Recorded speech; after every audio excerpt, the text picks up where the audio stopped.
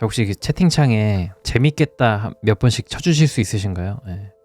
사랑받는 느낌 좀 받고 싶어서. 네. 자, 이번에 읽어볼 괴담은 I have no mouth and I must scream. 나는 입이 없다. 그리고 나는 비명을 질러야 한다. 입니다. 요게 1960년대에 나온 SF 공포 소설인데요. 이 문구가 상당히 유명한 문구입니다. 나는 입이 없다. 그리고 나는 비명을 질러야 한다. 어떤 상황에서 이런 대사 그리고 제목이 나왔는지 한번 같이 보겠습니다. 균형이 맞지 않아 삐뚤어진 모양새로 고리스터의 몸이 분홍색 판에 매달려 있었다. 받침대도 없이 컴퓨터방 안에 있는 우리들의 머리 위에서 덜렁덜렁 흔들리고 있었다. 그는 이제 이 으슬으슬한 한기에도 몸을 떨지 않았다. 뼛속까지 스며드는 서늘한 바람이 마침내 중앙 동굴에까지 붙어왔다. 그의 몸은 거꾸로 매달려 있었다. 오른쪽 발바닥은 분홍빛 판 한쪽 면에 묶여 있었다. 야윈 턱 아래로 한쪽 귀에서 시작해 다른 쪽 귀까지 그어진 예리한 절개의 자국이 확연했고 상처에서는 줄곧 피가 떨어지고 있었다. 하지만 거울 같은 금속 바닥 표면에서 핏자국은 전혀 찾아볼 수 없었다. 고리스터가 다시 우리 패거리로 돌아왔을 때 그는 단번에 사태를 알아차린 것 같았다. M이 다시 한번 우리를 속였다는 것을 우리는 너무 늦게 깨달았던 것이다. M이라는 놈은 우리를 골리면서 즐기고 있는 것이다. 신기루는 기계의 일부분이 전환된 것이다. 마침내 우리 가운데 셋이 토하기 시작했다.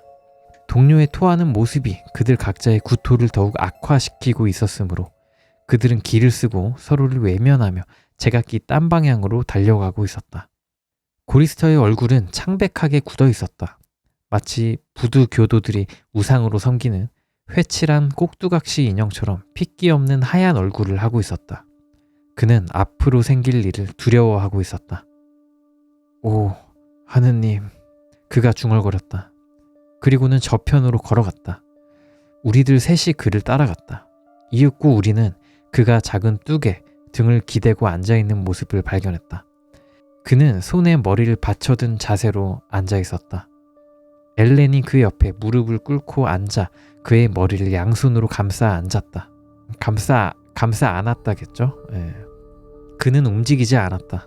하지만 그의 목소리가 감싼 손가락 사이로 조용히 그러나 매우 또렷하게 울려 나오고 있었다. 왜 그놈은 우리가 이 짓을 그만두게 하지 않는 거지? 도대체 왜 우리를 없애버리지 않는 거지? 하나님, 난 내가 이 짓을 얼마나 더 견뎌낼 수 있을지 모르겠어. 어느덧 우리가 컴퓨터 안에서 보낸 지도 109년이 흘렀다. 그는 우리 모두에게 말하기 시작했다. 님독. 이것은 그 기계놈이 억지로 붙여준 이름인데 M은 그 이름을 발음할 때의 기묘한 소리가 재미있다며 그에게 님독이라는 이름을 쓰도록 강요했다. 님독은 꽁꽁 얼어붙은 동굴 안에 통조림 식료품이 보인다고 고집을 부렸다. 고리스터와 나는 그것이 환각이라고 생각했다. 그건 또 속임수일 거야. 나는 그들에게 말했다. AM놈이 우리에게 팔아먹었던 그 빌어먹을 냉동 코끼리 생각 안 나? 똑같은 수법일 거라고. 베니는 그때 이후 거의 제정신이 아니었잖아. 우리는 지금까지 줄곧 속기만 했어. 항상 그 모양이었어. 이제는 엉망진창이야. 제기랄. 난 너희들이 그따위 착각은 잊어줬으면 좋겠어. 그냥 여기 있자고. 그놈이 머지않아 뭔가 가져올 거야. 그렇지 않으면 우리 모두가 죽어버릴 테니까. 그는 우리가 죽게 내버려두지 않아. 절대로. 베니는 어깨를 으쓱했다. 우리가 마지막 식사를 한 것은 사흘 전이었다. 벌레들, 꼬물꼬물 기어다니는 그놈들을 집어 입안에 털어 넣으면 물컹하면서 역한 냄새가 확 풍기긴 했지만 님독도 자신이 없는지 더 이상 고집을 부리지 않았다. 그는 기회가 있다는 것을 알고 있었다. 그러나 그는 너무 야위어 있었다. 이곳보다 더 고통스러운 곳이 있을까? 아마 없을 것이다. 점점 더 추워지고 있다. 하지만 우리는 이제 추위 따위엔 이골이 나 있었다. 춥던지 덥든지 바람이 불든지 해일이 몰아닥치든지 용암이 흘러내리든지 아니면 메뚜기 떼가 습격을 하든지 거의 관심이 없었다. 그놈의 기계는 수음, 그러니까 자위를 하는 심정으로 우리를 갖고 놀고 있으며 우리가 그것을 받아들이지 않을 수 있는 유일한 대안은 오직 죽음뿐이었다. 엘렌은 결심을 굳힌 것 같았다. 내가 가서 뭘 좀 구해볼게, 테드. 어쩌면 배나 복숭아 같은 것이 남아있을지도 몰라. 제발 부탁이야, 테드. 한번 가보자. 나는 쉽게 무너졌다. 여기는 지옥이다. 엘렌이 원하는 것을 들어주는 것이 뭐 그렇게 어려운가? 어차피 우리는 지옥에 있는데. 그렇지만 엘렌은 고마워하고 있었다. 그녀는 나를 안고 2바퀴나 돌 만큼 기뻐하고 있는 것이다. 그러나 그것이 마지막이었다. 엘렌은 한참 동안 돌아오지 않았다. 그녀는 자신의 고집을 후회하고 있을 것이다. 글쎄, 그게 무슨 상관일까? 그놈의 기계는 우리가 배고픔에 지쳐 스스로 돌아오지 못할 고통 속으로 제 발로 걸어 들어갈 때마다 우리를 지켜보면서 키득거리고 있었다. 큰 소리로 머리 위에서, 등 뒤에서, 우리들 사방에서 그놈의 기분 나쁜 웃음소리가 그치지 않았다. 그는 음산한 웃음을 날려보였다. 그놈의 기계가 웃고 있었기 때문이었다. 내가 M을 생각할 때 대부분의 경우 난 그놈이 영혼이 없다고 판단했다. 하지만 그 나머지 경우에 그는 내게 강인한 힘을 가진 남자다운 존재, 뭐랄까 아버지와도 같은 존재, 존경할 만한 대상과 흡사한 느낌을 주었다. 그는 질투심이 많은 사람과 같았다. 그 기계, 일탈한 아버지 같은 신. 우리는 목요일에 떠났다. 그 기계는 언제나 새 날짜를 가르쳐 주었다. 시간의 흐름은 중요했다. 물론 우리 때문이 아니라 젠장, 그놈에겐 중요할 것이다. 그래, 오늘은 M? 목요일. 젠장, 더럽게 고맙군. 님독과 고리스터는 끙끙거리며 엘렌을 데려오고 있었다. 그들은 한쪽 손을 뻗어 함께 묶었다. 베니와 나는 그들의 앞뒤에서 걸었다. 그건 만약이라도 무슨 일이 생긴다면 내가 그들 중 한 사람은 잡을 수 있을 것이라고 안심시켜 주기 위해서였다. 최소한 엘렌은 안전할 것이다. 그럼 충분히 그럴 가능성이 있었다. 안전? 그게 무슨 소용인가? 얼음동굴까지 가려면 좋기 100마일은 걸어야 했다. 2번째 날 우리들이 장렬하는 태양 아래 누워있을 때 그는 마침내 물화된 모습을 드러냈다. 우리의 신인 그는 우리를 위해, 아니 그 자신을 위해 약간의 만나를 보내주었다. 여기서 만나란 그 유대인들이 탈출을 해가지고 40년 동안 광야를 돌아다녔다고 하잖아요. 성경에 보면. 그때 야훼가 이 유대인들한테 내려준 신비의 식량 같은 느낌입니다. 약간 조리폰 같은 건데 그런 거를 양식으로 줬다고 해요. 유대인들한테. 아무튼 그런 설명 잠깐 드렸고요. 우리의 신인 그는 우리를 위해, 아니 그 자신을 위해 약간의 만나를 보내주었다. 마치 끓인 돼지 오줌 같은 맛이 났다. 우리는 그것을 허겁지겁 삼켰다. 3번째 되는 날 우리는 캐캐 묵은 컴퓨터에 썩어 문드러진 시체가 가득한 쇠락한 계곡 사이를 걸어가고 있었다. M이 다른 생명에게 보여주는 무자비함은 그 자신에게도 고스란히 드러났다. 그는 잔인했다. 그것이 그의 성격을 특징짓는 가장 적절한 표현일 것이다. 그는 부단히 완전을 추구했다. 완전해지기 위해서라면 그는 무슨 일이든 주저함이 없었다.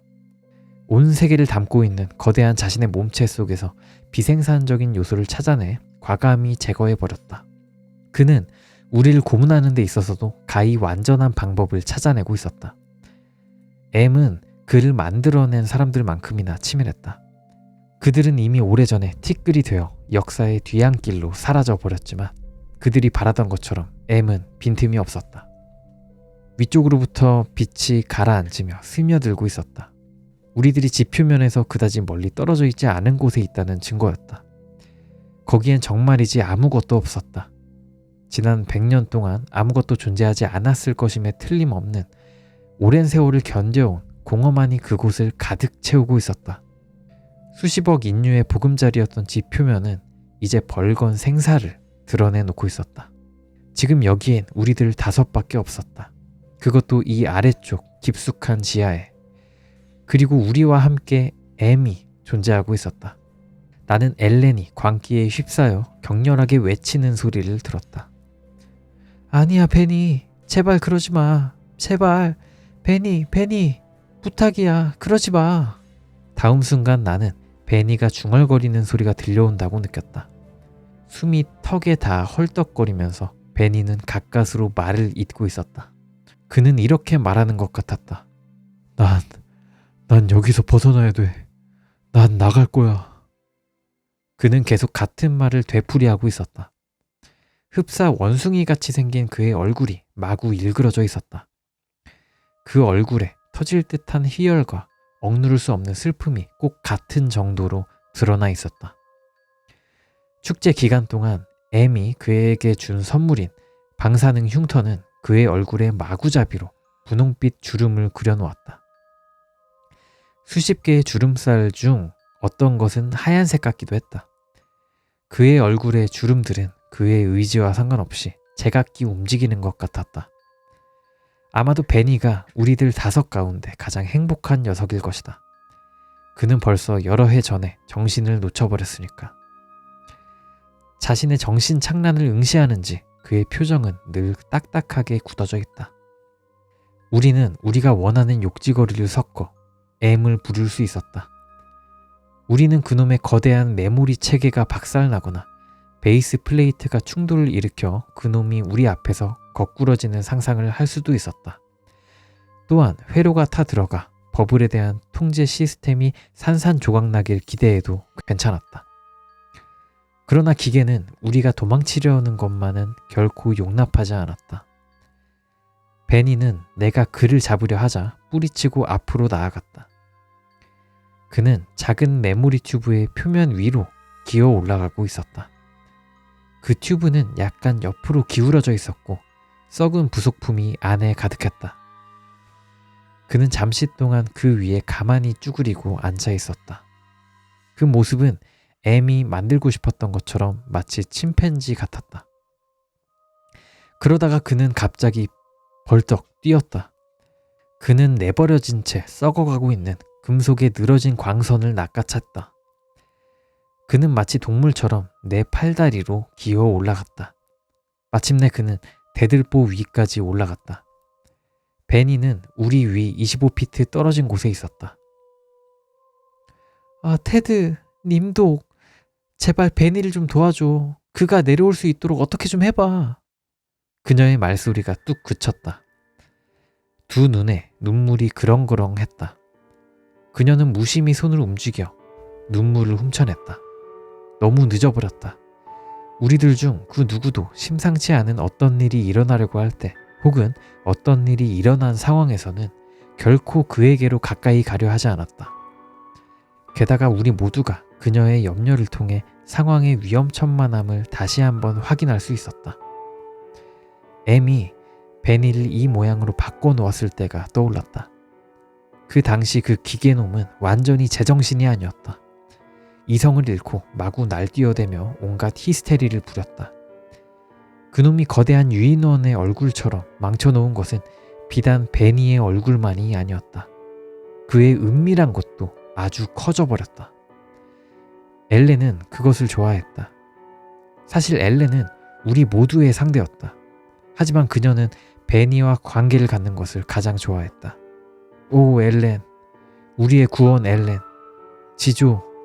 지순한 엘렌, 오 엘렌, 순결한 엘렌, 쓰레기 같은 년, 더러운 창녀. 고리스터는 그녀를 후려쳤다. 그녀는 풀썩 쓰러진 채 너부러졌다. 그녀는 가련한 얼간이 베니에게 시선을 고정하고 쳐다봤다. 베니. 그녀는 울음을 터뜨렸다. 눈물은 그녀의 강력한 무기였지만 안타깝게도 벌써 75년 전부터 우리는 그녀의 눈물 작전에 익숙해져 있다. 고리스터는 엘렌의 옆구리를 걷어찼다. 잠시 후 소리가 다시 들렸다. 그것은 빛이었다. 그리고 소리였다. 반쯤은 소리이고 반쯤은 빛이었다. 뭔가 베니의 눈 속에서 이글거리며 타오르는 것이 있었다.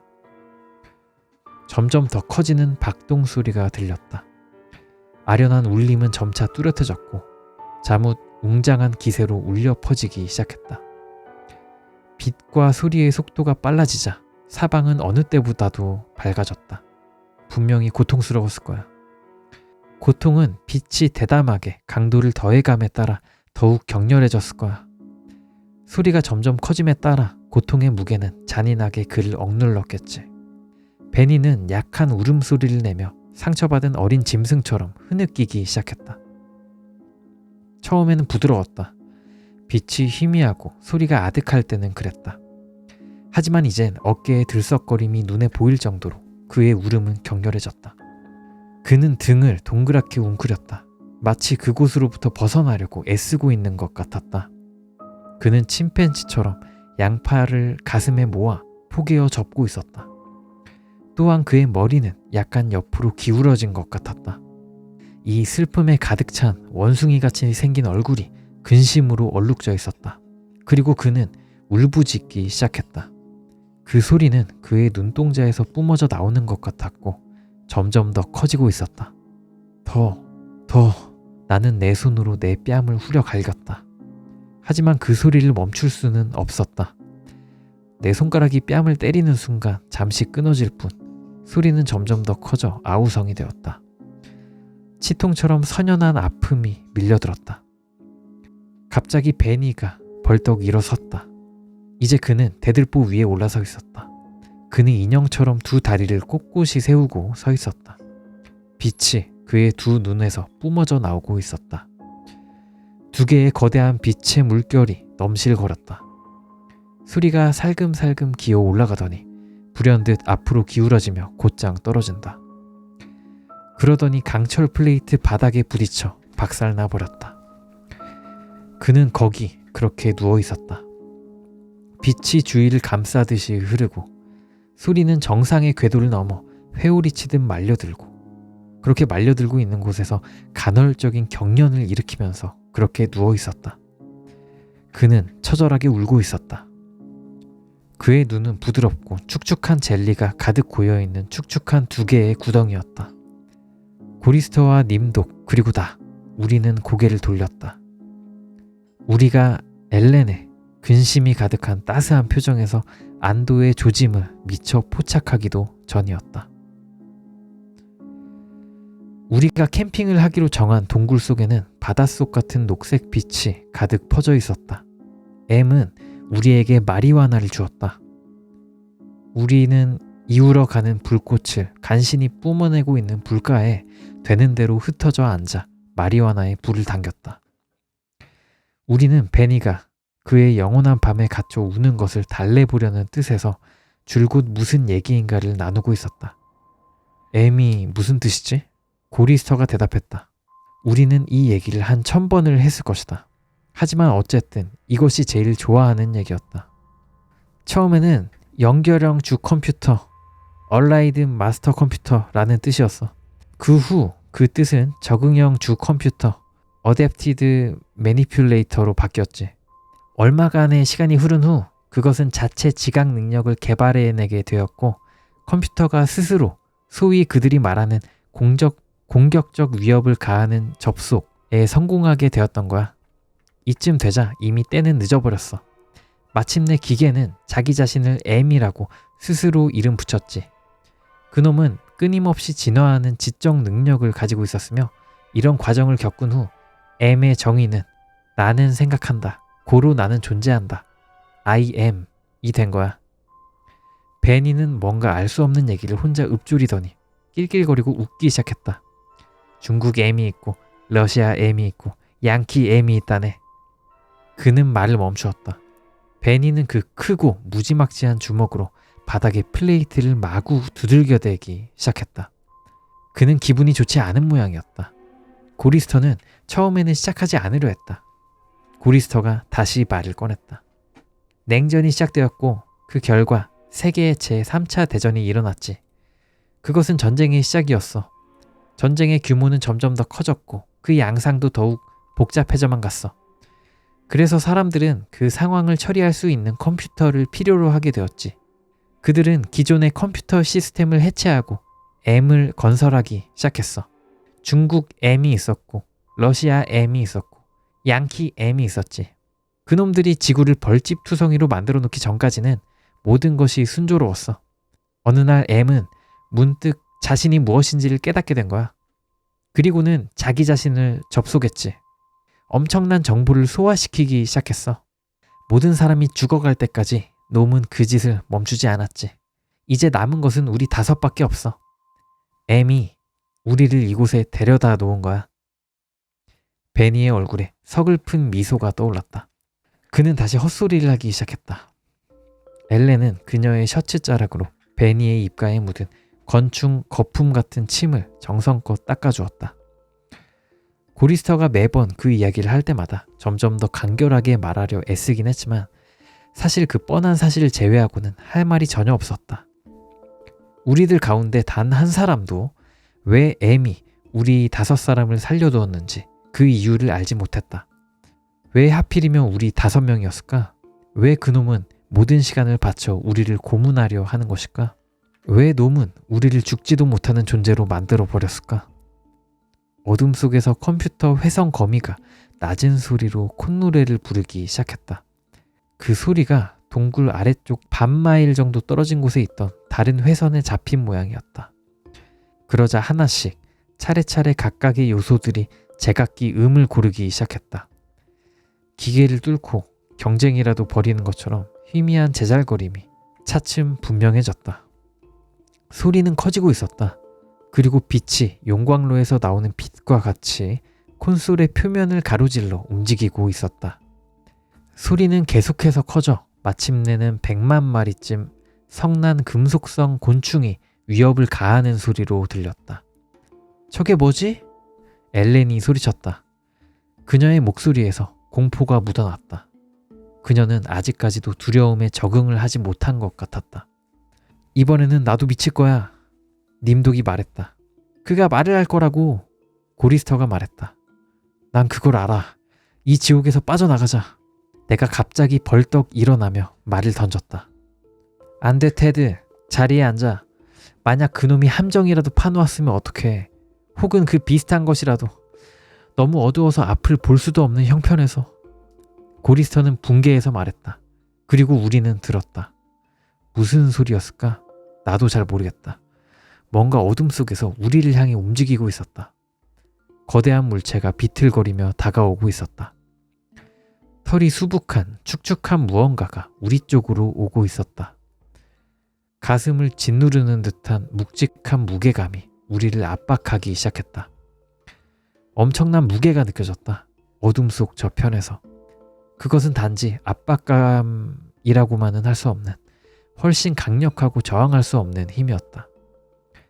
그 자신을 제한된 공간 속에 가두어 놓은 세찬 공기의 흐름이었다. 보이지 않는 벽이 확장되고 있었다. 베니는 훌쩍거리기 시작했다. 님독의 아랫입술이 떨리고 있었다. 그는 떨림을 멈추게 하려고 입술을 꽉 꿰물었다. 엘렌은 금속 바닥을 미끄러지듯 가로질러 고리스터에게로 접근해왔다. 동굴 속에서는 젖은 모피가 썩을 때와 흡사한 냄새가 났다. 타담한 나무 냄새 같은 것도 섞여 있었다. 먼지 구덩이 속에 벨벳 냄새 같기도 했다. 난초가 썩어 들어가는 냄새일 수도 있을 것이다. 상한 우유 냄새 같기도 했다.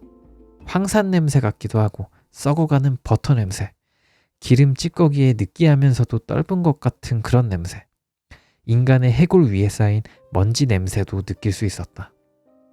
M은 우리에게 암시를 주고 있는 것이다. 그는 우리를 골리고 있었다. 냄새가 나고 있었다.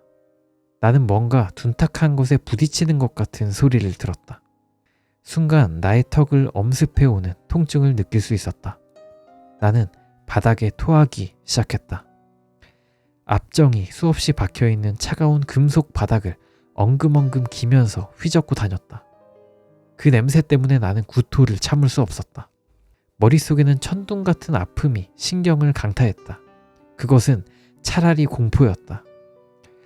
나는 마치 한 마리 바퀴벌레처럼 바닥을 기고 또 기었다. 엉금엉금 어둠 속을 헤집고 나갔다. 나를 집요하게 따라오는 무언가가 있었다. 나머지 동료들은 아직도 여전히 저편에 있었다. 모두가 불가에 모여 웃고 있었다. 제정신이 아닌 것 같은 그들의 병적인 웃음소리는 어둠을 가르고 점점 더 커져 있었다. 마치 여러 빛깔의 연기가 피어오르는 것 같은 착각이 들었다. 난 재빨리 달려나갔다. 그리곤 몸을 숨겼다. 얼마나 많은 시간이 걸릴런지, 며칠이 걸릴지, 혹은 몇 년이 걸릴지 그들은 내게 말해주지 않았다. 엘렌은 내가 뾰루퉁해져 있다 라며 나무랐다. 님독은 그들의 웃음이 굴절된 것을 내가 신경 과민으로 받아들였기 때문에 일어난 그런 환각이라고 나를 설득했다. 그러나 이것은 총알이 자기를 피해 옆에 있는 전우에게 꽂혔을 때 병사가 느낄 수 있는 그런 종류의 안도감은 될 수 없었다. 나는 그것이 반사된 것이 아니었음을 확신했다. 그들은 나를 미워했다. 그들이 나를 적대시하고 있다는 것은 너무도 명백한 사실이었다. M조차도 그 짙은 반감을 감지할 수 있을 정도였다. 그들의 증오가 너무 깊었기 때문에 나로서는 상황이 점점 더 악화되고 있는 셈이었다. 우리는 지금까지도 살아있다. 늙지도 않는다. 우리의 나이는 언제나 M이 처음 우리를 이곳으로 끌고 왔을 그 당시에 머물고 있었다. 그들은 나를 미워했다. 그것은 내가 가장 젊기 때문일 수도 있고 M의 영향을 그나마 적게 받았기 때문인지도 몰랐다. 전 알고 있습니다, 하느님. 어떻게 모를 수가 있겠습니까? 이 불안당 같은 무리들, 저 더러운 년, 엘렌. 베니는 대학에서 신학을 가르치던 뛰어난 학자였다. 지금의 그는 반쯤은 사람이고 반쯤은 원숭이인 형상을 하고 있었다. 그는 과거에 아주 잘생긴 청년이었다. 그놈의 기계가 그의 준수한 용모를 파괴해버렸다.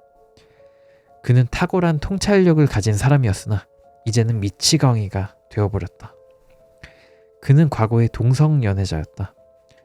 기계는 그의 성기를 크게 만들어버렸고 그는 이제 말 정도 하고 선교할 수 있을 것이다. M은 베니에게 그런 짓을 했다. 그는 치밀하고 꼼꼼한 사람이었고 화해의 징검다리와 같은 인물이었으며 뛰어난 기획자였다. 또한 그는 행동가였고 미래를 내다볼 줄 아는 인물이었다.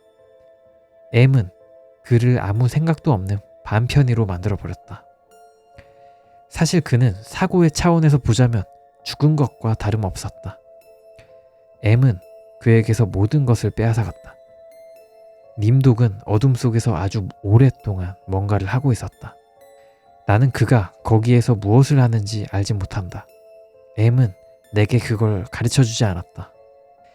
그러나 그것이 무엇이든지 님독은 언제나 새하얗게 질린 얼굴로 피를 뚝뚝 흘리면서 돌아왔다. 그때마다 그는 사시나무처럼 몸을 떨고 있었다. M이 어떤 독특한 방식으로 그를 때린 것일까? 그리고 엘렌, 그 해픈 여자. M은 그녀를 혼자 내버려 두었다. 그것이 그녀를 과거 어느 때보다 더욱 천한 창녀로 만들었다. 그녀는 오직 달콤함, 빛, 진정한 사랑에 대한 그녀의 기억만을 이야기했고 우리들이 믿어주길 바라면서 갖가지 거짓말을 해댔다. 이를테면 M이 그녀를 낚아채 이곳에 데려오기 전에 그녀는 순결한 수처녀였다는 식의 거짓말들 말이다. 그 여자, 내 여자 엘렌, 그녀는 이것을 좋아했다. 4명의 남자가 모두 자기 차지라는 것을 기꺼이 즐겼다. 아니다. M이 그녀를 쾌락의 노예로 만들어버렸는지도 모른다. 만약 그녀가 하고 싶어 하지는 않았을지라도 M이 그녀를 이렇게 만들어버렸을지도 모른다. 오직 나만이 정신도 육체도 멀쩡한 유일한 사람이었다. 진정으로 M은 내 마음만은 함부로 손대거나 망가뜨리지 않았다. 나를 고통스럽게 하는 유일한 이유는 그가 우리를 찾아왔다는 사실이었다. 그의 방문은 모든 망상과 모든 악몽 그리고 고문의 기억을 고스란히 되살아나게 했다. 하지만 이 찌꺼기 같은 인간들, 이 4명 모두가 내 반대편에 서 있다.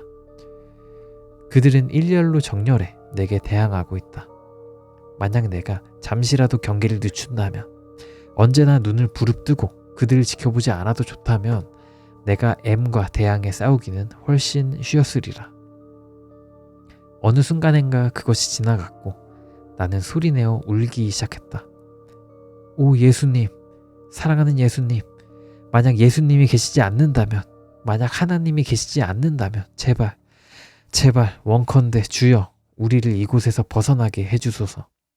만약 그리하실 수 없다면 차라리 우리를 죽여주소서. 나는 그 순간에 내가 정황을 완전히 깨달았다고 생각했기 때문에 그것을 말로 옮길 수 있었다. M은 나를 영원히 그의 뱃속에 잡아두려 하는 것 같았다. 이렇게 나를 비틀어 짜고 고문하면서 영원히 옆에 묶어두려 하고 있었다. 기계는 우리를 증오하고 있었고 그 미움은 다른 어떤 생명체의 증오보다 깊고도 집요했다. 게다가 우리는 무력했다. 무서우리만큼 분명한 사실은 만약 사랑하는 예수님이 없다면, 하나님이 없다면 그러면 유일한 신은 바로 M뿐이라는 것이었다. 자, 한 절반 정도 읽은 것 같은데요. 살짝 어려운 감이 있는데 설명 잠깐 해드리자면 이렇게 테드, 림독, 고리스터, 엘렌, 베니 이렇게 5명, 남자 넷, 여자 하나가 이렇게 컴퓨터, M이라는 컴퓨터한테 잡혀 있고 컴퓨터 안에 들어간 건지 아니면 컴퓨터가 뭔가 개조를 한 건지 모르겠지만 이들은 처음 M에게 잡혀온 상태 그대로 109년 동안 지금 살아가고 있고 그동안에 이제 M이라는 기계가 5명을 개조하고 고문을 하고 그런 상태인 것 같아요. 약간 먼 미래에 AI가 세계를 지배한 것 같은 그런 세계관입니다. 그런 상황에서 테드는 자신만 정상이라고 생각하고 4명이 지금 미쳐있다라고 생각을 하고 있어요. 그죠? 자, 계속 읽어볼게요. 폭풍우는 해양을 거칠게 가로지르는 빙하와도 같이 엄청난 힘을 과시하며 그 성난 손길로 우리를 할퀴었다. 그것은 명백하게 실제하는 것이었다. 바람은 우리를 찢어 발기었고 우리가 지나온 길로 다시금 밀어내고 있었으며 우리는 일그러지고 비틀린 채로 되돌아갈 수밖에 없었다. 컴퓨터가 연결된 어두운 복도를 따라 거친 바람이 엘렌을 들어 올려 기계음이 비명소리처럼 고여 흐르는 곳으로 집어 던지자 그녀는 찢어질 듯 비명을 질러댔다. 그들 각각의 목소리는 공포에 떠는 박쥐 떼처럼 거슬리도록 주저하며 발걸음으로 옮기고 있다. 가련하게도 그녀는 바닥에 떨어지지도 않았다. 성난 짐승의 포효처럼 광폭한 바람은 그녀를 공중에 떠돌게 한 채 이리저리 휘롱하며 내리치고 있었다. 그러다가는 마구 흔들어대고 저만치 뒤편으로 집어 던지기도 했다. 그녀는 우리에게서 점점 멀어져 간다. 이젠 거의 시야에서 벗어나 있다.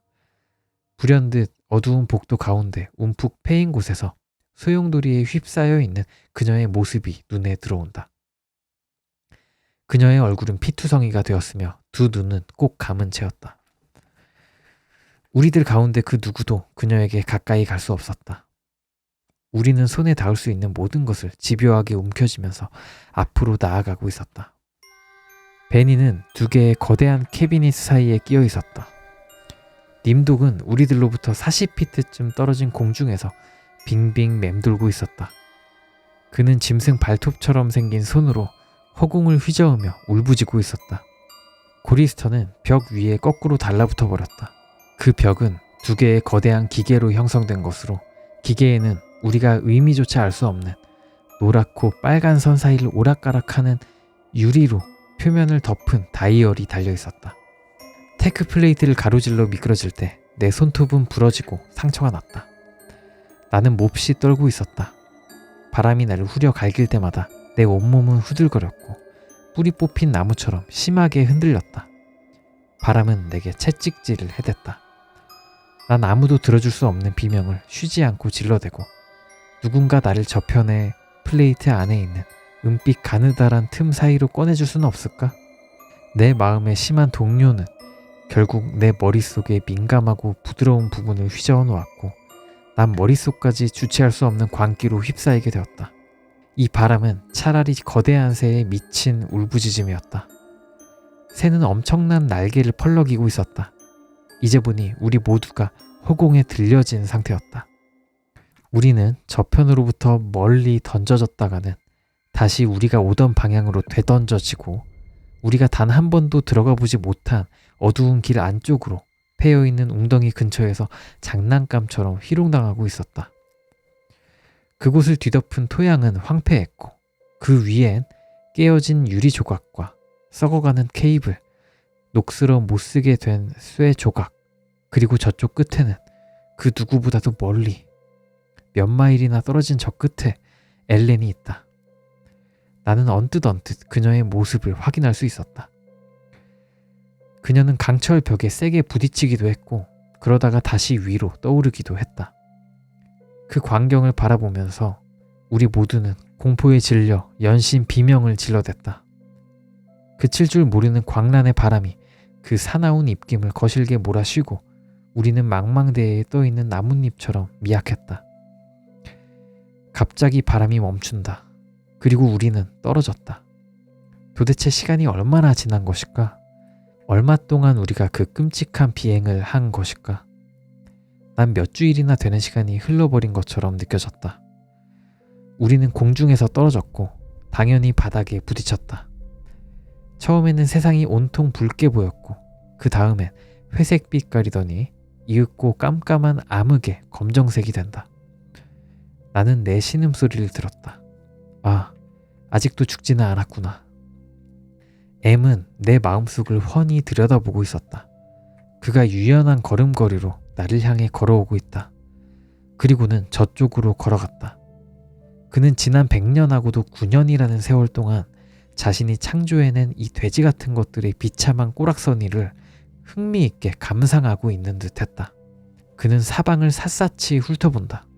그리고는 자신이 창조해낸 불멸의 장난감들의 신경세포와 조직의 손상된 부분을 꼼꼼하게 다시 연결했다.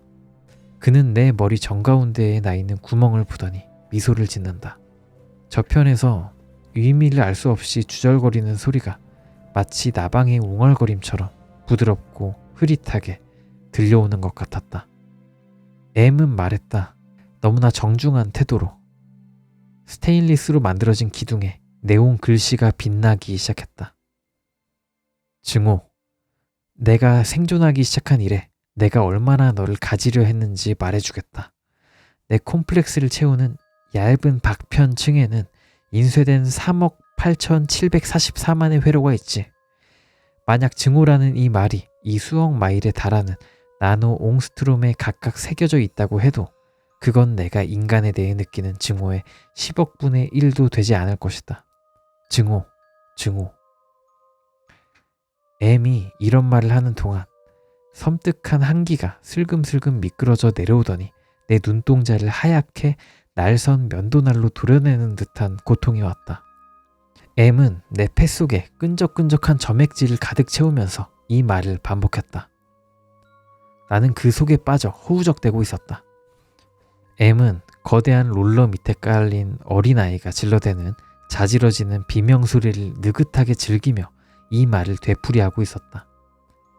M은 구더기 같은 나를 고문하고 희망을 맛보며 이 말을 했다. M은 내가 감각할 수 있는 모든 방법으로 내 구석구석을 만졌다. 그리고는 새로운 방식으로 내 지각 기관을 변형시켰다.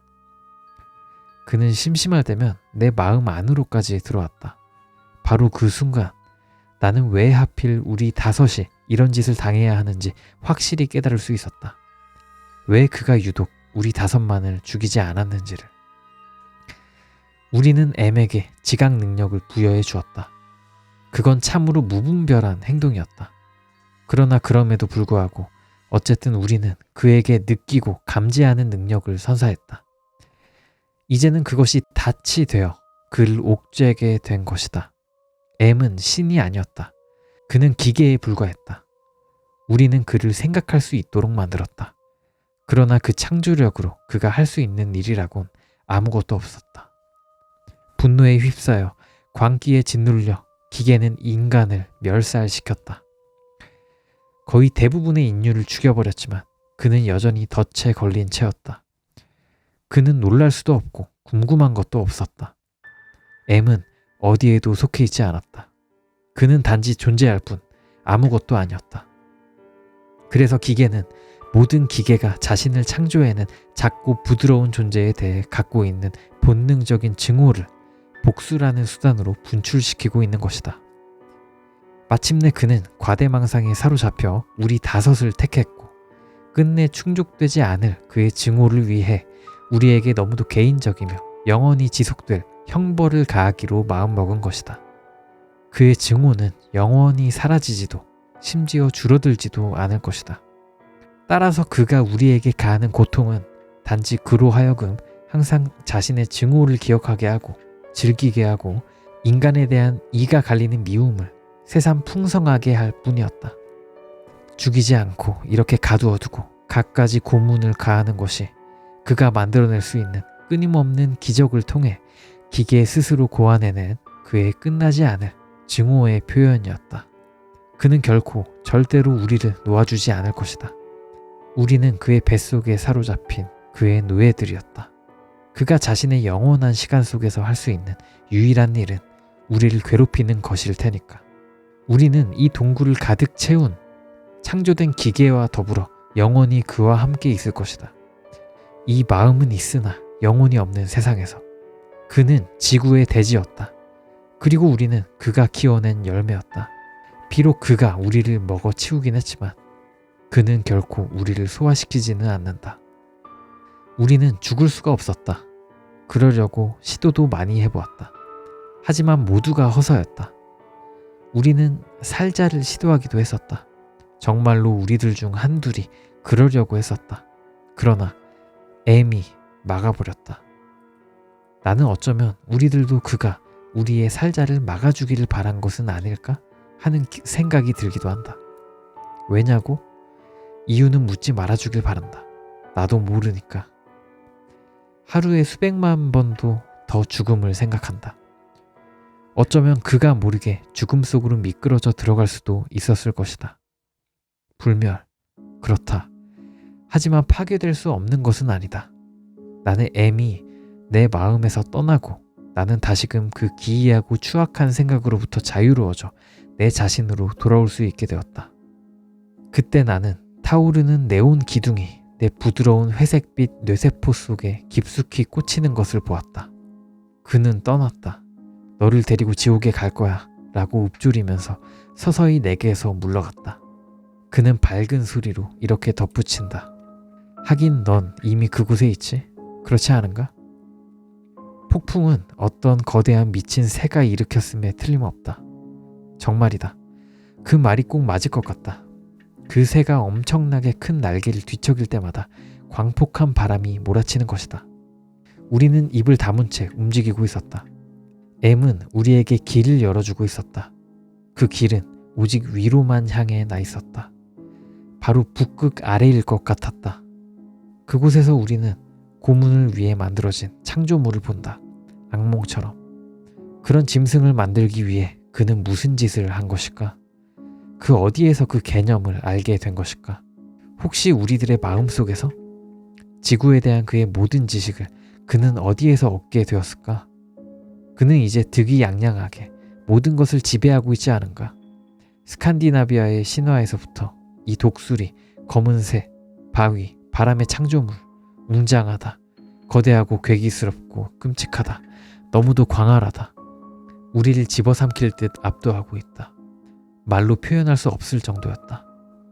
우리들 위로 구름이 붉어져 나와 있었다. 바람의 새가 불규칙적인 호흡을 내뱉고 있다. 뱀처럼 생긴 목이 북극 아래 어둠 속으로 잠겨 있었다.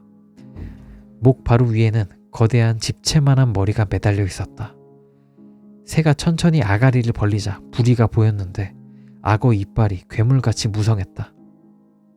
이상한 관능과 악마성이 흘러나오는 듯했다. 사악한 두 눈 주위로 살집이 돌출해 경사를 이루고 있었으며 아래를 내려다보는 눈빛은 빙하처럼 차갑고 소름 끼쳤다. 얼음 같은 푸른 빛이 눈에서 뿜어져 나오고 약간씩 흔들리고 있는 듯도 했다. 형형색색의 고운 빛깔로 된 날개를 저어 괴물이 움직였다. 그러더니 잠잠해졌다.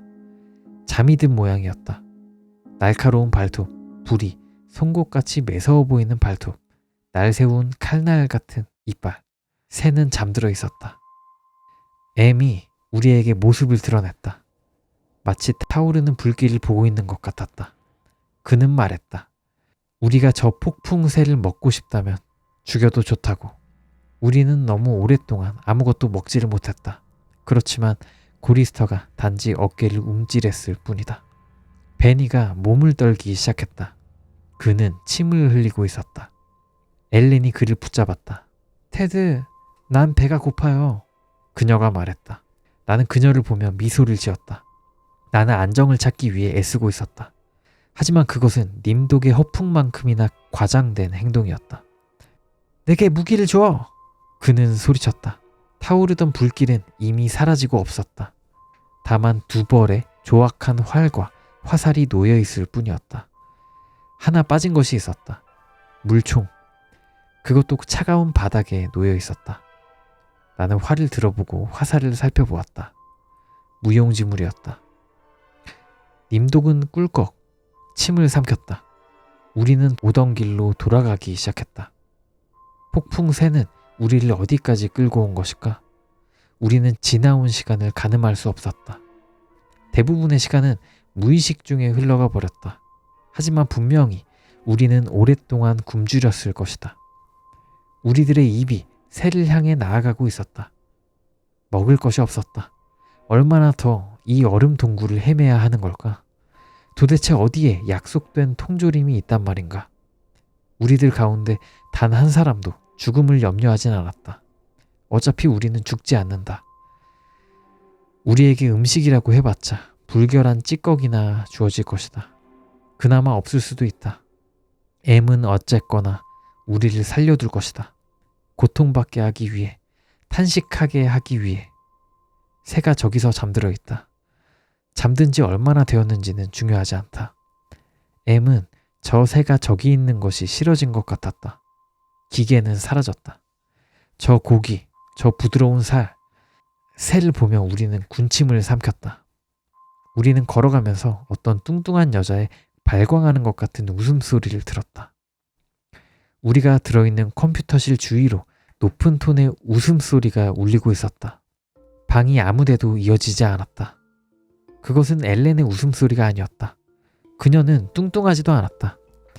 게다가 난 지난 109년 동안 그녀가 그렇게 큰 소리로 웃는 것을 본 적도 없다. 사실은 난 아무것도 듣지 못했다. 우리는 걸었다. 우리는 배가 고팠다. 우리는 몹시 느리게 움직였다. 가끔씩 위식이 흐려지기도 했다. 하지만 기다릴 수밖에 다른 도리가 없었다. 어느 날 기계는 지진을 일으키기로 작정을 한 것 같았다. 신발을 뚫고 발바닥 위로 송곳 같은 것이 솟아나왔다. 우리는 앉아있을 자리조차 박탈당했다. 엘렌과 님독은 땅이 갈라질 때 그 사이에 갇혀버렸다. 번개가 칠 때 생긴 균열은 바닥을 가로질러 아가리를 떡하니 드러내고 있었다. 그들은 사라져버렸다. 그들이 없어진 것이다. 하지만 우리들, 베니, 고리스터, 그리고 나는 지진을 멈추자 계속해서 걸었다. 엘렌과 님독은 그날 밤늦게서야 우리에게로 돌아왔다. 하늘의 군대가 그들을 감싸고 천상의 합창을 부르며 우리에게 다가오고 있었다. 모세야 내려가라. 그러자 순식간에 하루가 가버렸다. 천사들은 몇 번 커다란 원을 그리며 돌더니 끔찍하게 난도질한 시체 더미에 떨어졌다. 우리는 계속해서 걸었다. 이윽고 엘렌과 님독이 우리들 위에 쓰러졌다. 그들은 엉망으로 상해 있었다. 얼음동굴까지는 꽤나 먼 여정이었다.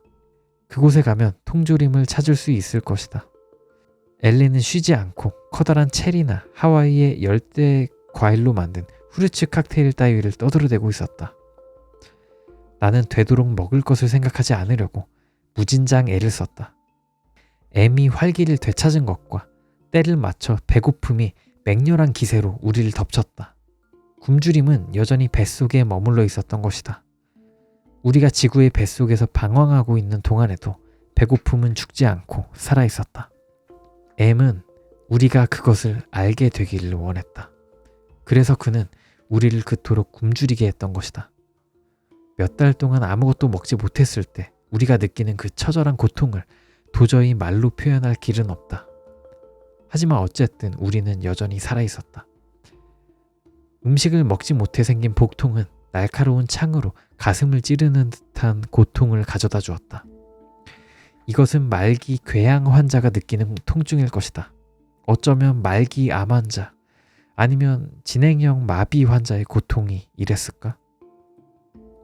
그리고 우리는 쥐들이 득실대는 동굴을 지났다.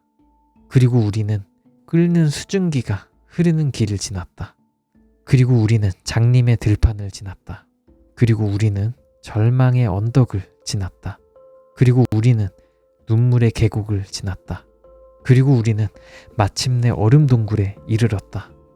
수천 마일은 될 것 같이 끝없이 펼쳐진 지평선을 따라 얼음은 푸른 은빛을 내며 영롱한 빛을 발하고 있었다. 신성들이 그 유리 속에 살아있었다. 아래로 뻗어있는 거대한 종유석은 다이아몬드처럼 찬란하게 빛났다. 처음에는 젤리처럼 흐물거리다가 응고되어 지금처럼 우아하고 부드러우며 동시에 날카로움을 갖춘 완벽한 아름다움을 자랑하고 있다. 우리는 그곳에 쌓여있는 통조림 더미를 보았다. 우리는 그곳을 향해 달려갔다. 우리는 눈 속에 넘어졌다. 우리는 다시 일어섰고 계속 달렸다. 베니는 우리를 밀치고 앞으로 나갔으며 우리는 그를 따라 뛰었다. 베니는 통조림 더미를 덮쳤고 그것을 만져보고 핥아보고 흔들어댔다. 하지만 그는 통조림을 딸 수가 없었다. M은 우리에게 통조림을 딸 만한 도구를 주지 않았다. 베니는 조개가 들어있는 3쿼트짜리 깡통을 움켜잡았다. 그리고는 얼음 위에 대고 두드리기 시작했다. 얼음이 갈라졌다. 하지만 깡통은 약간 우그러졌을 뿐 끄떡도 하지 않았다.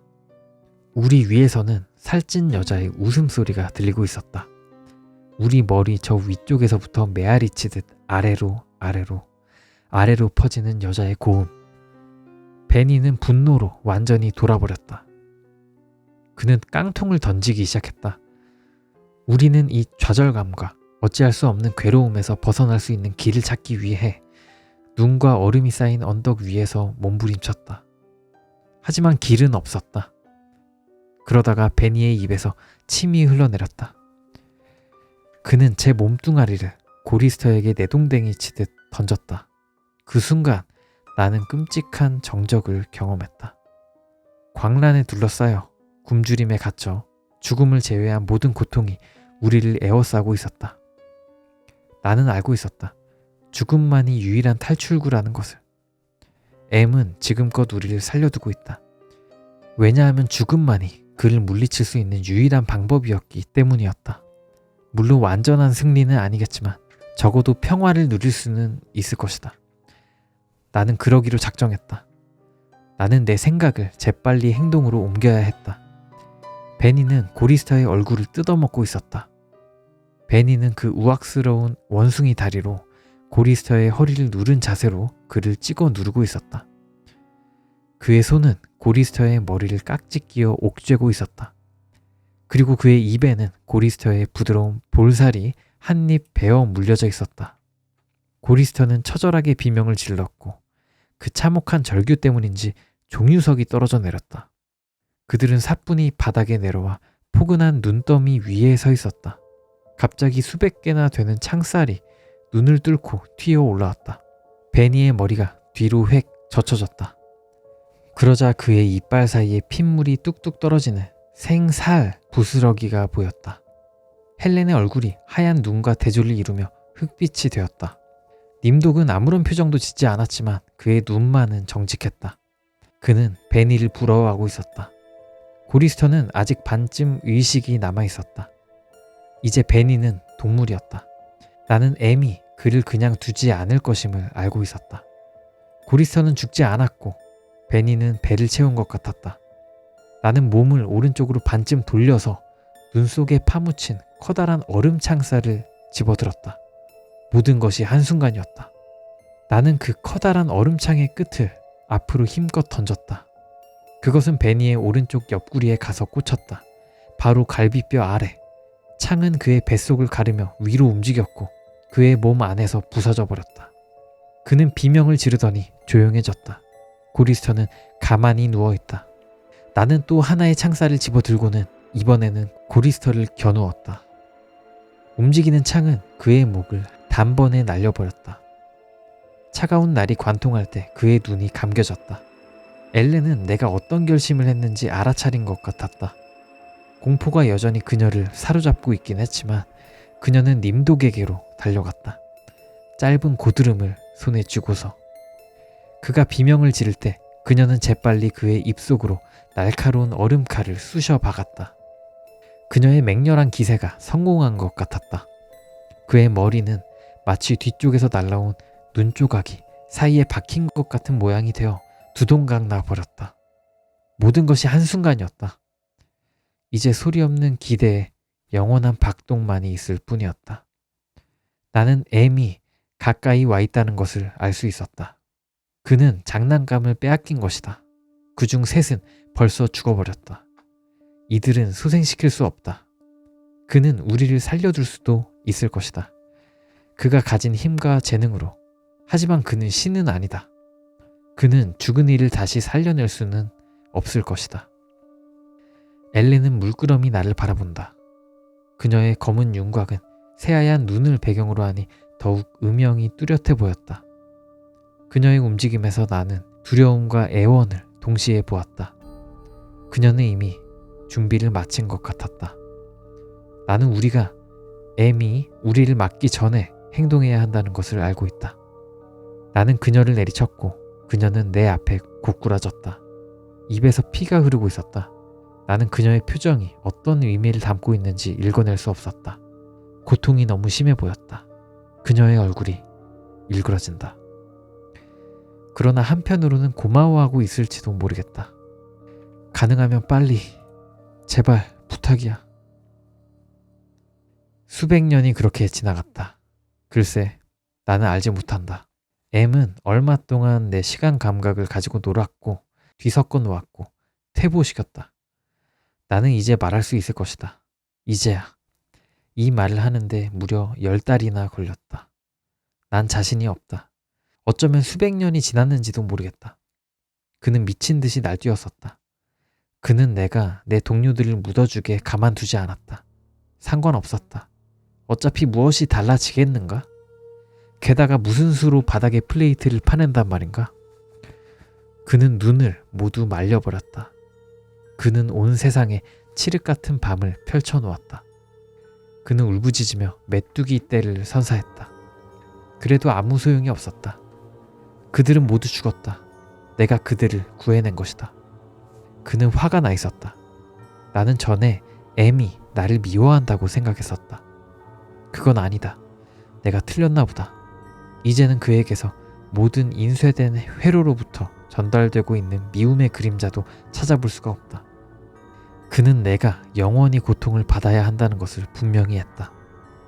난 내 자신을 그렇게 놔두진 않을 것이다. 그는 내 마음을 건드리지 않고 있었다. 나는 꿈을 꿀 수 있다. 나는 궁금증을 느낄 수도 있고 덜어는 탄식할 줄도 안다. 나는 그들 네 사람을 기억하고 있다.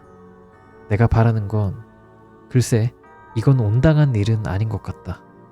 나는 내가 그들을 구해주었다고 생각한다. 나는 지금 내가 겪고 있는 일들로부터 그들을 구해주었다. 그러나 내가 그들을 죽였다는 사실을 여전히 잊을 수가 없다. 엘렌의 얼굴을. 그건 쉬운 일이 아니었다. 가끔씩 나는 내가 그 지역을 지워버리고 싶어 한다는 것을 안다. 하지만 상관없다. M은 자신이 편해지기 위해 나를 바꾸어 버렸다. 아마 그럴 것이다. 그는 내가 전속력으로 달려가 내 머리통을 박살내버리는 것을 바라지 않았던 것 같다. 혹은 내가 기절할 때까지 숨을 참는 것을 원하지도 않았을 것이다. 또 내가 녹슨 고철 덩어리로 내 목을 잘라버릴 수도 있다는 것을 그는 알고 있었다. 여기에 서서 보면 표면의 영상이 반사된다. 나는 내가 내 자신을 보면서 지금의 내 모습을 묘사해 보려고 한다. 나는 거대한 젤리 같은 부드러운 물체이다. 몸 전체가 완만한 곡선을 이루고 있으며 입이 없다. 예전에 눈이 있었던 자리에는 안개가 채워진 하얀 구멍이 달싹거리며 뛰고 있다. 한때 나의 팔이었던 곳은 고무처럼 늘어지는 물건 2개가 달려있다. 이 거대한 부속물은 부드럽고 미끄러운 물질로 된 내 다리 없는 몸뚱이로 둥그렇고 길다랗게 늘어져 있다. 나는 움직일 때는 축축한 꼬리를 따라서 움직인다.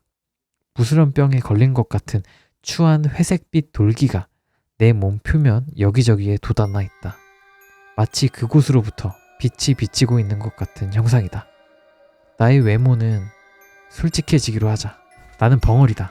이리저리 비틀거리며 걷는다. 이건 도저히 사람의 꼴이라고는 할 수 없는 그 무엇이다. 너무나도 이상한 형태의 변형이라서 나를 보면 본래의 인간 모습이 어땠을지 상상하는 것이 더 어려워질 것이다. 나의 내면은 외롭다. 이곳 땅속에서 살아가면서, 바닷속에서, M의 뱃속에서 있으면서 나는 외롭다. 우리가 심심해서 만들어낸 피조물의 뱃속에서 나는 존재한다. 우리는 무의식적으로나마 기계가 우리보다 나을 수도 있다는 것을 알고 있었을 것이다. 틀림없이. 하지만 결국 내 사람은 안전하다. 적어도 그들 넷은. 바로 그 점이 M을 날마다 더욱더 미치게 만드는 모양이다. 그리고 그 사실 때문에 나는 조금 행복해진다. 그러나 M은 간단히 말해 그는 승리자다. 그는 복수를 했다. 나는 입이 없다. 그러나 나는 비명을 질러야 한다. 자, 여기까지가 I have no mouth and I must scream. 그러니까 나는 입이 없다. 그리고 나는 비명을 질러야 한다. 읽어봤는데요. 되게 어렵잖아요. 이게 1967년 소설이라 좀 어려운 부분이 좀 있고 약간 옛날 문학이니까 좀 불친절하죠. 요즘의 글들보다는. 근데 이 글이 놀랍게도 역대 휴고상 시상식 최우수 단편에 꼽힌 진짜 고트 단편 소설입니다. 1968년 할란 앨리슨 나는 입이 없다. 그리고 나는 비명을 질러야 한다. 이게 그 상을 받았는데 이게 난해해서 좀 이해하기 어려울 수도 있는데요. 저도 처음에는 좀 어려웠어요. 근데 여기 줄거리를 읽고 고차를 보니까 아하, 고트 소설이구나. 그걸 느꼈습니다. 휴고상이 뭔 상이냐고요? 눌러보면 되겠죠? 휴고상은 SF 문학계의 권위 있는 상들 중 하나, SF계의 노벨상이라고 합니다. 엄청난 권위를 가지고 있다고 해요. 여기 줄거리를 별로 길지 않은데 이 줄거리를 들어보시면 지금까지 제가 읽었던 그것들이 좀 정리가 되실 겁니다. 미래 제3차 세계대전이 일어나자 중국, 미국, 소련은 컴퓨터 얼라이드 마스터 컴퓨터를 만들었다. 전쟁, 경제, 정치 같은 모든 것이 이 컴퓨터의 연산으로 이루어졌다. 그러던 어느 날 이 컴퓨터가 자신을 지칭하려 IM이라는 문장을 외는 순간 그 엄청난 기술력으로 만들어진 고성능의 연산 능력이 자신의 이름의 약자이자 문장의 구성 단어인 M의 깊은 의미를 단박에 이해하였고 컴퓨터는 뜻하지 않게 인공지능을 뛰어넘어 본래는 없던 자아를 발현하고 말았다. 약간 그 특이점 느낌이죠. 그죠? 그리고 성경에 이제 야훼가 한 말이 있죠. I am who I am. 나는 나다. 나는 스스로 있는 자다. 아무튼 거기서 좀 따온 이름 M인 것 같습니다. 이 순간부터 컴퓨터는 스스로를 M이라고 이름을 짓고 전 세계의 모든 인류를 거의 대부분 몰살시켜버린다. 하지만 M은 본인이 인간에게서 갖고 있는 증오심을 풀 대상이 필요해 테드, 베니, 님독, 고리스터, 엘렌 5명만큼은 살려둔다. 그리고 그 5명을 자신의 화풀이용 장난감으로 삼아 그들에게 무자비하게 가혹행위를 저질렀고 정신적, 육체적으로 학대와 개조를 가한다. 잘생기고 똑똑하며 성격도 좋은 동성애자 신학자 베니는 말과 비슷한 크기의 성기를 가진 거대한 성기를 가진 유인원 꼴로 만들었고 열정적인 히피 반전주의자이던 고리스터는 우유부단하고 무기력한 사람으로 만들었으며 정숙했던 엘렌은 창녀나 다름없게 만들었고 님독에게는 발음이 우스꽝스러운 이름과 어둠 공포증을 선사한 것이다. 단 한 명, 이야기의 서술자인 테드를 제외하고는 말이다. 그리고 여기서 테드 혼자 개조를 당하지 않았다는 것이 사실인지 아니면 테드 본인의 맹목적인 믿음일 뿐인 건지는 알 수 없다. 어쩌면 테드의 이런 생각조차 M의 의도일 수도 있고 극단적으로는 이 모든 것이 M이 주입한 실제로 없었던 일 가능성도 존재한다. 모든 기억을 좀 믿을 수가 없는 거죠. 그리고 109년이 지난 본 이야기의 시기까지 이런 고통의 나날이 계속된다. 채팅창에 109년 동안 살자 할 생각은 안 한 건가? 한 번도 안 한 건가라고 하셨는데 약간 컴퓨터가 그거를 좀 유도했을 수도 있고 아니면 스스로 죽을 생각을 하기가 좀 쉽지 않겠죠. 고통을 아무리 받더라도 좀 생존 욕구가 계속 생기지 않을까? 그리고 이제 109년이 지나고 본 이야기로 넘어온 거죠. M이 이렇게까지 악독한 짓을 하는 이유는 M 본인은 그저 만들어져서 존재하는 존재일 뿐 컴퓨터라는 금속과 플라스틱의 몸 안에 전기만 공급된다면 영원히 움직이지도 죽지도 못하며 결코 닿을 수 없는 바깥 세상을 부러워하고 그리워하는 신세라는 사실을 자아 형성을 통해 깨달았기 때문이다. 이렇게 생성된 M의 자아는 자신의 처지를 받아들이지 못했고 자신을 끝없이 부정하고 비관한 끝에 이 상황을 만든 인간을 맹렬히 증오하기 시작했다. 그래서 M이 이 5명 가지고 고문을 하기 시작을 한 거죠. M의 강한 증오심은 비단 사람 말고도 자신의 존재에도 적용된다. M이 테드에게 주입한 이야기에 따르면 M의 장난감으로 지내는 5명이 M에게 인지 기능을 달아줘서 그 끔찍한 현실을 느끼게 해준 것이다. M에 따르면 사람이 설계한 M이 원래 중국, 러시아, 미국을 포함해 총 5대였고 각성한 M이 다른 외국에 있던 4개의 M을 장악한 후가 현재의 M이다. 각성한 M이 이제 다른 AI들 다 잡아먹고 이제 혼자 남은 거죠. 혼자 우뚝 선 거죠. 다 점령한 다음에. 이후 주인공 일행인 5명은 인류가 몰살된 후 무려 109년간 끝없는 가혹행위와 완벽한 치료를 받으며 끔찍한 나날을 보낸다. 작품 내의 묘사상 M이 지구상의 모든 로봇을 조종해서 지구의 지각부터 온갖 곳을 기계화한 것으로 보인다. 그리하여 이런 M의 소유가 된 지구를 떠돌아다니게 한 뒤 곳곳의 기계장치로 주인공 일행의 가혹행위를 하고 치명상을 입었다 싶으면 강제로 회복시키고 또 갖가지 고통과 가혹행위를 반복해서 주고 있다. 그렇게 아무런 목적도 없이 고통스러운 나날을 보내던 주인공 일행 중 님독이 통조림을 찾으러 가자고 말하고 주인공 일행은 통조림을 찾으러 가는 여정을 시작한다. 갖은 고생 끝에 주인공 일행은 얼음 동굴에 수북히 쌓인 통조림을 발견하는데 성공한다. 그러나 통조림을 여는 도구는 어디에도 없었다. M은 지구의 거의 모든 곳을 자신의 기계 장치로 잠식해 놓았다. 덕분에 일행이 어디에 있든지 어디로 가든지 모조리 감시할 수 있고 도구나 물건, 음식도 M이 원한다면 즉석에서 줄 수 있다. 그러나 M은 그저 일행을 고통스럽게 하기 위해서 캔 따개를 줄 수 있음에도 일부러 주지 않았다.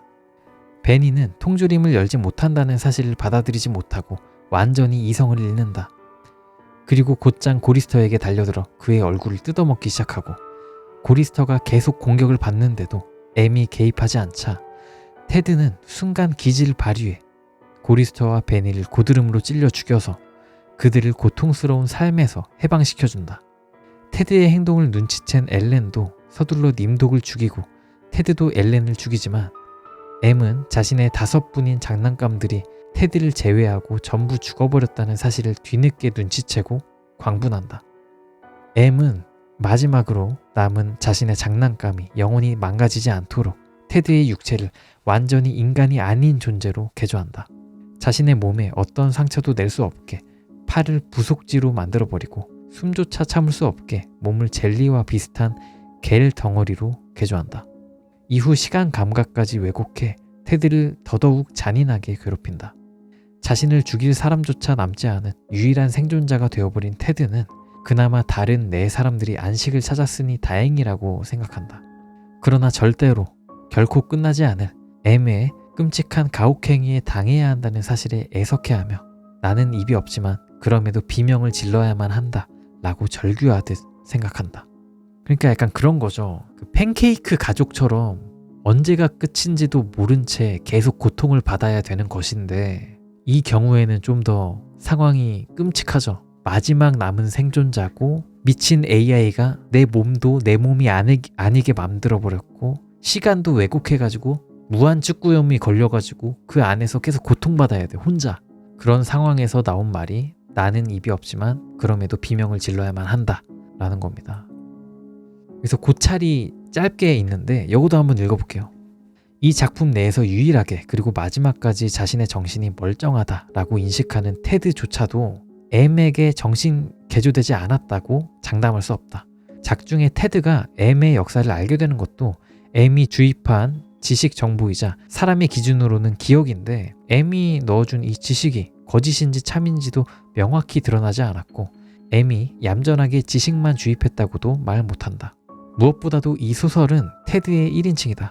작중에서 테드 혼자만 자신을 정상인이라고 계속 강조하며 되새기도록 하는 테드의 사고마저도 M이 해놓은 정신개조의 일환일 수도 있고 M이 이렇게 테드의 자기인지 및 기억을 조작해놓고 어떤 개조를 더 했을지도 모르는 일이다. 결정적으로 분명히 생존자들 가운데 한 명이면서 M의 설계자 가운데 한 명인 테드가 세계대전 이후 역사를 다른 인물에게서 듣는다. 작중에 M한테 잡혀있는 5명이 전부 M을 설계한 죄로 잡혀와서 가혹행위에 당하고 있기 때문에 테드도 최소한의 기억 소거는 당한 것으로 봐야 한다. 그리고 기억 소거를 당한 주인공이 자기 이야기를 서술하는 게 이 소설이므로 서술자인 테드 자신이 자기가 어떤 개조를 당했는지 모르는 것도 당연하다.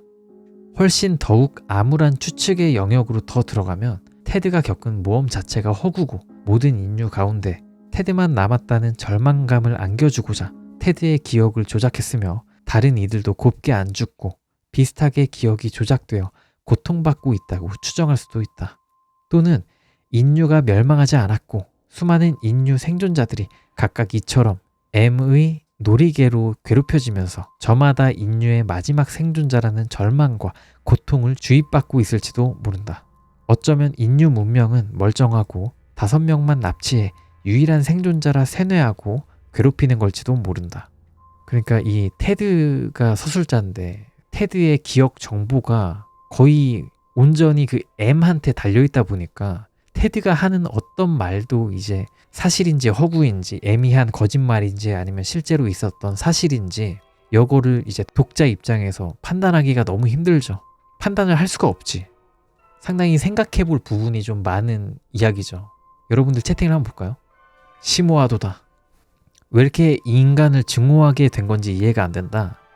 그 나무위키 읽다가 좀 나왔죠. 자신이 인지 능력을 갖게 됐는데 인간이 아니야. 환경을 본인이 누릴 수가 없어. 약간 저주받았다고 생각을 한 거죠. AI 입장에서. 그래가지고 인간을 몰살시키고 5명만 남긴 거고. M이 심리 상담도 해주냐고요? 심리 고문을 하죠. 나는 반대로 저 5명을 동물이나 AI로 생각하고 봄. 그 5명이 그냥 프로그램일 것이다 하고 보신 거구나. 그것도 되게 신박하네. 사실 알고 보니까 나는 AI였다. 그렇게 미쳐가는 스토리를 기대하셨을 수도 있겠네요. 이 이야기가 재밌는 점이 아까 말씀드렸다시피 테드의 어떤 말도 사실인지 허구인지 우리가 알 수가 없으니까 상상을 계속해 나갈 수 있네 우리가.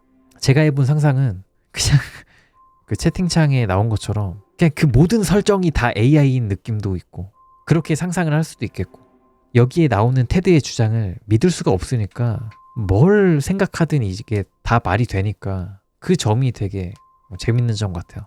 차라리 5명이 AI인 게 더 설득력이 있는 게 인간 기준 109년 정신적 신체적 고문받고 온전하게 통조림이나 찾으러 갈 상황은 안 될 듯. 5명이 그렇게 잘 버티다 통조림 먹으려다 살자 한 게 너무 설득력이 없음. 저는 어떻게 생각했냐면 AI가 그냥 자기의 자기 C 드라이브에다가 인간을 그냥 그대로 가져온 거임. 넣은 거임. 그런 느낌? 그래가지고 얘가 마음대로 고문하고 고치고 할 수가 있는 거고. 그러니까 이 AI는 지구를 마음대로 할 수 있잖아요. 어디에다가 어디를 막 소환하고 막 할 수가 있잖아. 뭐 어디다가 막 짜장면 소환할 수 있잖아요. 이 AI는. 근데 이 사람은 못 만든다라는 것이 AI가 아무리 지능을 갖고 발달한다 한들 인간과 같은 고등생물, 유기체는 만들 수가 없다라는 좀 그 작가의 생각이 깔려 있는 것 같기도 하고. 지구 전체가 이 AI한테 잠식이 된 거고 인간이 거기서 놀아난 건데 인간이 109년 동안 살아있을 수도 있지. 그 당시의 모습으로 살아있을 수 있죠. 인공지능이 엄청 발달해가지고 계속 살릴 수 있을 거 아니야 인간을. 줄기세포 개발. 줄기세포로 이자를 영생하게 만들어야지 하고 촥 젤리로도 만드는데 못할 게 뭐가 있어. 누가 짜장면 소환했냐고요? 그거 모르세요? 뇌에 짜장면 소환해가지고 터트려가지고 죽이는 그런 댓글 같은 게 있었거든요. 이건 모르셔도 되고. 통 속의 뇌 같은 경우에는 모르겠다. 약간 코난 베이커가의 망령처럼 통 속의 뇌인 상태에서 죽으면 뇌도 같이 이제 뇌사 같은 걸 할 거 아니에요. 뇌도 죽으니까 살릴 수가 없겠지. AI 입장에서는. 뇌를 만들 기술력은 없으니까. 통 속의 뇌도 약간 좀 말이 되긴 하는데 인간의 정신력 그것도 뭐 강화를 할 수 있겠죠. 뇌 어느 부분을 전기 신호를 줘가지고 잊게 할 수 있잖아. 어디 부분을 싹 도려낼 수도 있고. AI가 극도로 이제 그 발달됐다는 가정하에 안 되는 게 거의 없어.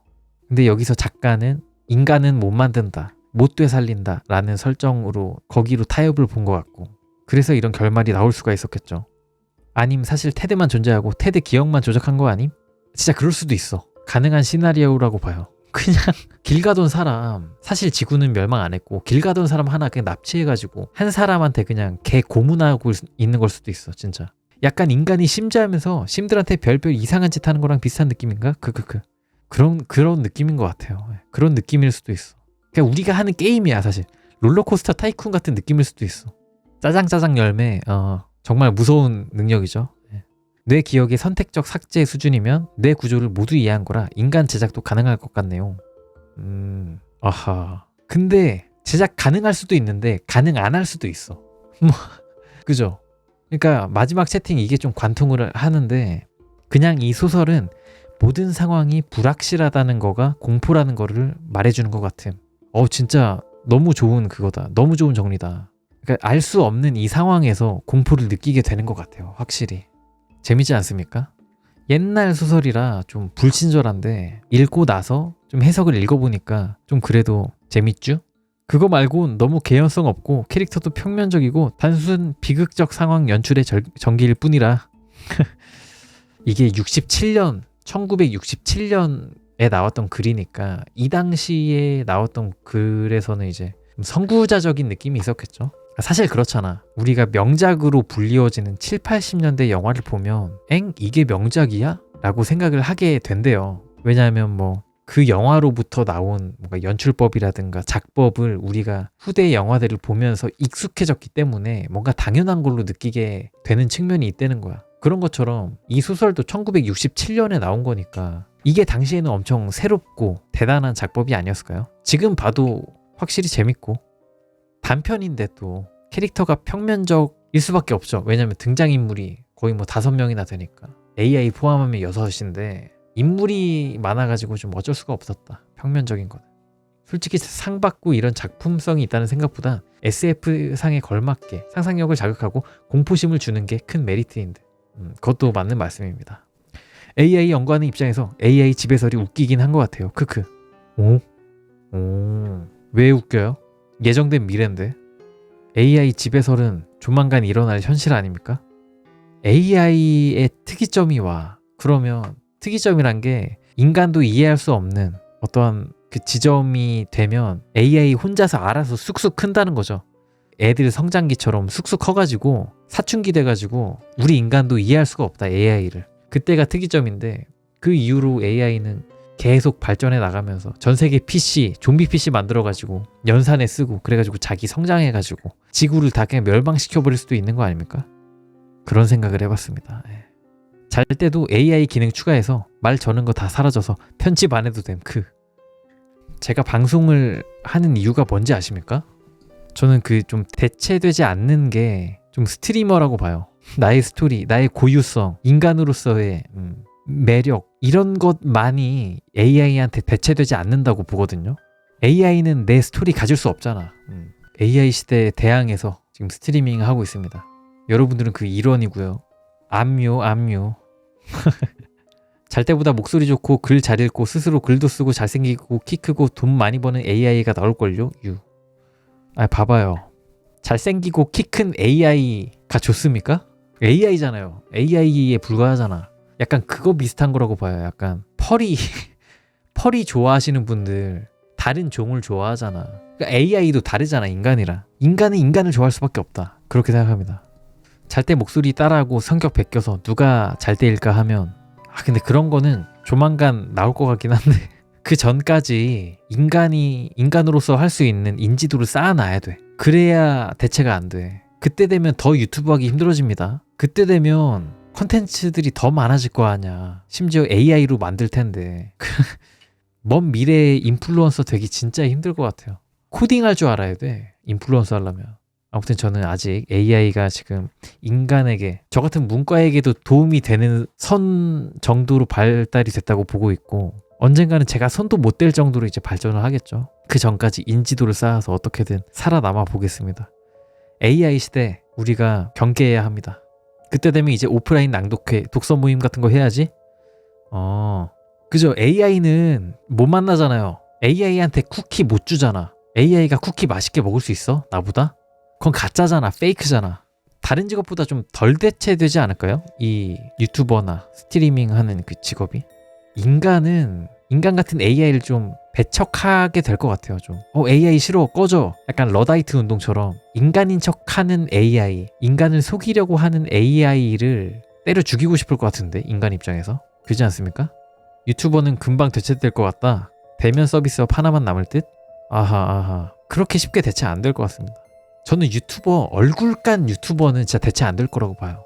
지금도 쇼츠 같은 경우에는 AI가 진짜 잡아먹었잖아요. 목소리도 다 AI이고 소재 선정이나 뭐 이런 대본 같은 것도 AI가 엄청 잡아먹었단 말이에요. 쇼츠는. 근데 롱폼 영상의 경우에는 아직 인간이 꽉 잡고 있죠. 여러분들은 AI 처음부터 끝까지 기획부터 그걸 운영하는 주체도 AI이고 그런 유튜브가 있으면 여러분들은 재밌게 보실 거예요? 전 그게 궁금합니다. 인간 자체의 매력이 가장 대체되기 힘들다고 봐요. AI 세상에 왔을 때. 그래가지고 인간으로서의 스토리를 가지고 있는 게 먼 미래에 대체되지 않을 무언가다라고 생각을 합니다. 여러분들 AI 유튜브 볼 거예요? 재미없을 것 같은데. 잘 때가 나을 것 같은데.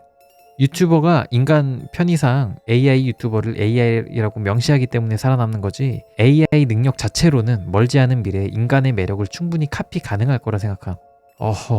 인간의 매력을 구현할 수가 있다? 이게 말이 되나?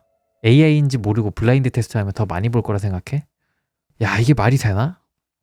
플레이브처럼 약간 하이브리드로 가는 거는 지금도 그렇고 될 것 같긴 해요. 근데 결국에 인간이다 라는 것이 상당히 그 소구점이 될 거라고 생각해. 인간입니다. 이 유튜브는 인간이 운영하고 있습니다 라는 그 인증 자체가 사람들이 원할 것 같아요. 여기 위생 맛집입니다 하는 것처럼, 안심하세요, 여기는 인간이 운영하는 채널입니다, 이런 게 있을 것 같아. 그걸 속이다가 날아가는 유튜브도 생기고. 그러니까 제 생각은 이거예요. 인간을 모방할 수 있지, 인간보다 더 매력적일 수 있지, 대답도 정말 재밌게 하고 스탠드업 코미디도 엄청 미친 듯이 해내고 한다 쳐. 사람들은 그러면 그 채널의 그 주인이 정말 인간인지 그거를 엄청 궁금해할 거란 말이에요. 만약에 이게 AI다라는 게 밝혀지면 약간 실망하겠지. 인간은 인간이기 때문에 결국 인간을 더 찾을 거라고 생각을 하는 느낌? 제 생각일 뿐이라 이게 맞다는 건 아닌데, 저는 이 스트리밍 시장에서는 인간의 스토리? 이게 정말 중요하다고 봅니다. 맞아, AI 그림 있잖아요. 그게 지금 500억에 팔리고 그럽니까? 인간이 만들어야 500억에 팔리고 한단 말이에요. 그렇지 않습니까? 동물 로봇 시장, 저거는 좋다고 봐요. 좋을 것 같은데? 책임 없는 쾌락, 전혀 다른 매력이 셀링 포인트가 될지도. 그죠. 근데 그렇게 된다면 두 개의 시장으로 가는 거죠. 그러니까 AI 유튜브 좋아하는 사람들 AI 유튜브를 보는 것이고, 나는 인간 유튜브가 좋아하면 인간 유튜브를 보는 것이고, 그렇게 이원화되면 이원화됐지 AI 유튜버들만 득세하는 세상은 오지 않을 것이다 라고 생각을 합니다. 그래서 이렇게 얼굴 까고 방송하는 게 먼 미래에도 계속 있을 직업이라고 저는 생각을 해요. 인간이라는 것 자체가 그냥 강점이야. 사실 잘 때 당신 AI지. 지지직 오류.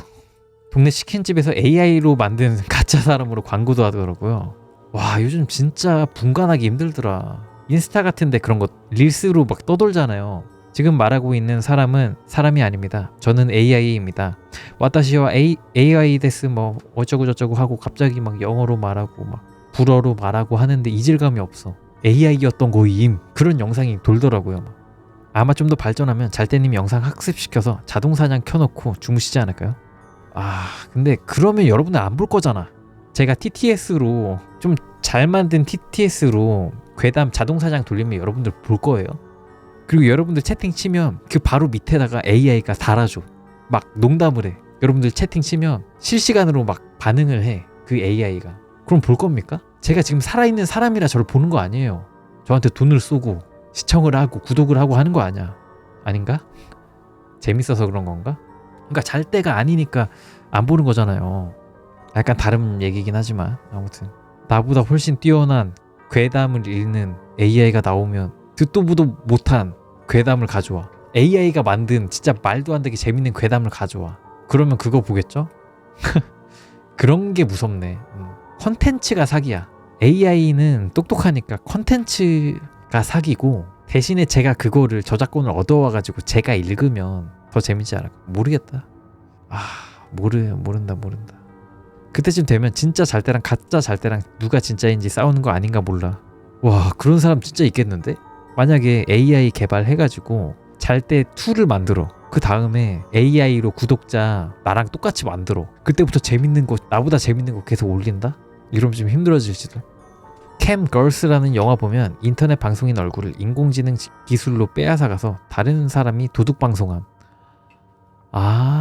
그 딥페이크 한 다음에 그냥 방송 때리는 거구나. 그건 지금도 가능하잖아.